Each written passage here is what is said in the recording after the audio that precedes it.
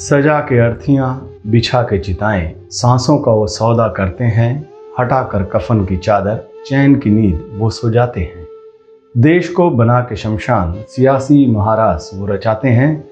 देखो सिस्टम राज में ये क्या होता है, देखो सिस्टम राज में ये क्या होता है।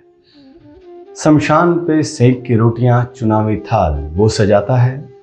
लगा के सांसों की कीमत वो कमाई बढ़ाता है।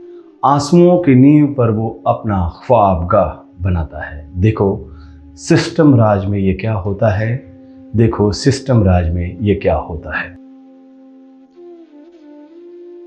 न जाने कितने अपनों से बिछड़ गए, न जाने कितने लोगों के सर के ऊपर से हाथ उठ गए, न जाने कितने बच्चों के माँ बाप, दादा दादी, नाना नानी, बूढ़े बच्चे, चाचा चाची, न जाने कितने दोस्त यार बिछड़ गए। और वो कहते हैं कि सरकार ने कोविड की दूसरी लहर को बहुत जल्दी से काबू कर लिया। न जाने कितनों के घर उजड़ गए, न जानो कितने के भविष्य चले गए, न जाने कितनों के आश्रय चले गए। लेकिन हमारी सरकार कहती है कि कोविड की दूसरी लहर को बहुत जल्दी ही काबू कर लिया गया। इस कार ने लोगों के जीवन में दिन में भी अंधेरा कर दिया है। शमशान में लाशें, खेत में लाशें, कब्रिस्तान में लाशें, सड़क पर लाशें, अस्पताल में लाशें, तिपहिए पर लाशें, दुपहिए पर लाशें, कंधे पर लाशें, गंगा की रेत पर लाशें, उसके किनारे लाशें, तैरती लाशें। और हमारी सरकार कहती है कि बहुत जल्दी काबू कर लिया। चाणक्य को कौन नहीं जानता। अफसोस इस बात का है कि आज लोग उस महान राजनीति शास्त्र के प्रकांड पंडित की तुलना कई लोगों से करते हैं। चाणक्य ने कहा था कि सत्ता कभी भी उसके हाथ में नहीं देनी चाहिए जो 24 घंटे बिजनेस की बात करता हो। मैं असली चाणक्य की बात कर रहा हूँ, नकलियों की नहीं। नकालों से आपको सावधान रहना पड़ेगा। आते हैं असली बात पर और असली चाणक्य पर। चाणक्य मानना था कि सत्ता में रहकर वैसा आदमी कफन बेचकर भी पैसा वसूलने के फिराक में रहता है। उसे जनता के दुख दर्द से कोई मतलब नहीं है, उसके लिए पैसा ही सब कुछ है।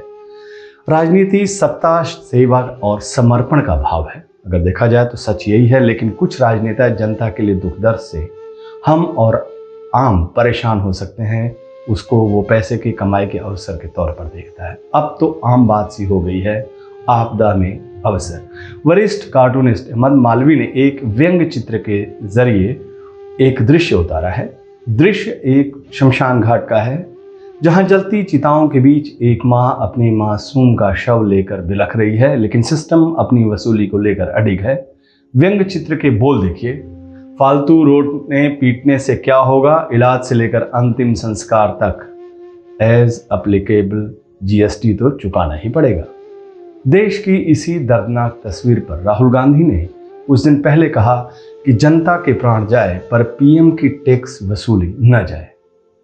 इसी पर कांग्रेस के वरिष्ठ नेता और महासचिव रणदीप सिंह सुरजेवाला ने सरकार की इस शातिराना चाल पर कहा था कि लूट लूट और लूट यही कर रही है मोदी सरकार। क्या आपदा में लूट यूं ही जारी रहेगी? अब कोरोना के टीके पर भी 5% जीएसटी। कुछ तो रहम करो मोदी जी, भगवान आपको माफ नहीं करेगा। रणदीप सुरजेवाला ने जिस अंदाज में भगवान का जिक्र किया है, उससे मुझे फिल्म उपकार का एक गाना याद आ रहा है। गीत के बोल इंदिवर ने लिखे थे और उसे आवाज दी थी मन्ना डे ने।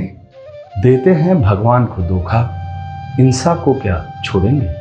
नमस्कार, आप देखते रहिए INC TV।